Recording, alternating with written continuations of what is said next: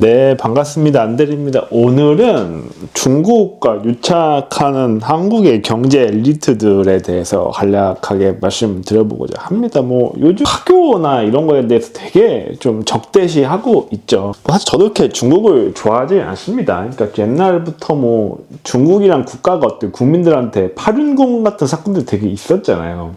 자국민의 장기를 적출해서 그걸 상업적으로 팔아먹었죠. 그러니까 말도 안 되는 행동이고, 어떤 홍위병들이라고 해서 중국이 어떤 문화 같은 거 스스로 파괴했었죠. 예, 또 그런 식으로 했었고, 근데 저는 그래서 중국을 썩 좋아하지는 않지만, 근데 이게 사실 중국이 현재 경제적으로 굉장히 올라오고 있고, 기술적으로 발전을 하고 있는 것은 부인할 수 없는 사실입니다. 예, 그런 것들은 우리가 보기 싫다고 해서 보지 못하는 건 당연히 아니니까 인정을 해야 되는 건데, 근데 유독 한국의 경제 엘리트들이 중국과 유착이 굉장히 유착이라기보다는 중국과 합작을 많이 하고 있는 것 같아요. 이런 알리바바가 최근에 신세계랑 같이 합작 법인을 만들었죠. 그러니까 신세계라는 회사가 온라인 쪽에 역량이 전혀 없다 보니까 이 알리바바라는 거대 기업과 이제 손을 잡고서 하는 건데, 참 이게 본인 말로는 멸공 이러면서 멸공이라는 게 이제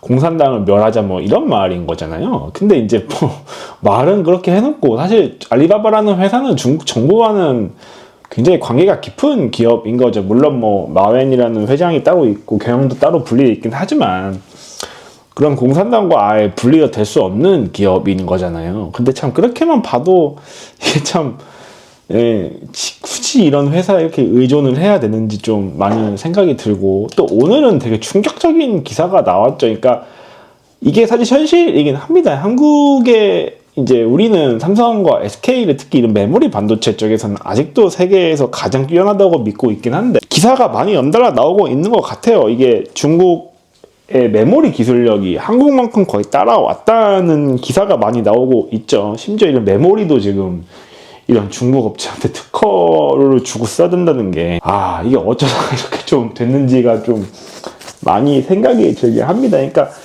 궁극적으로 다 이런 것들이 저는 좀 이렇게 생각을 해요. 그러니까 이런 자꾸만 콘크리트 같은 거에 붙지 말고 기술 개발에 올인을 했어야 되는데, 우리가 콘크리트에 집착하고 PF니 이런 거 할 동안 중국은 부동산 다 포기하고 오직 수출에만 몰빵을 쳤죠.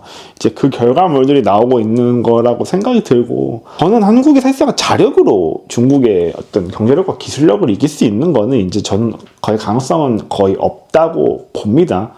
없다고 보고, 미국이 중국을 얼마나 견제하느냐에 따라서 한국의 운명이 저는 정해질 거라고 봐요.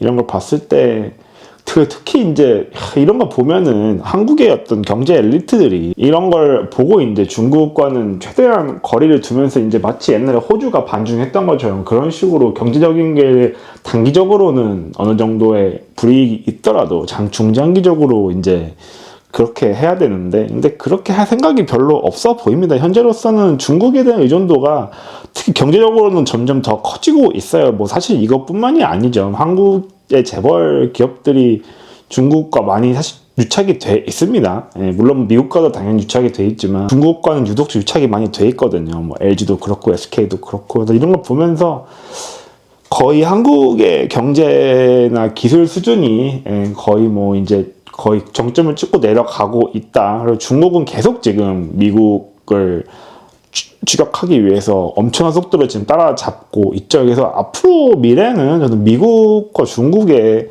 두 국가의 경쟁이 된다고 봅니다. 이제 한국은 그 사이에서 어떻게 하냐에 따라 달라지겠지만은, 참 오늘 좀 기사가 충격적이긴 하네요. 이게 이 낸드플랫이라는 거는 한국이랑 삼성이라는 거 SK가 세계 1등, 2등이었는데 이게 중국한테 이렇게 될 줄은 참 상상을 못했는데, 참 이런 날이 오게 되었습니다. 참 뭔가 싱숭생숭하네요. 네, 이상입니다.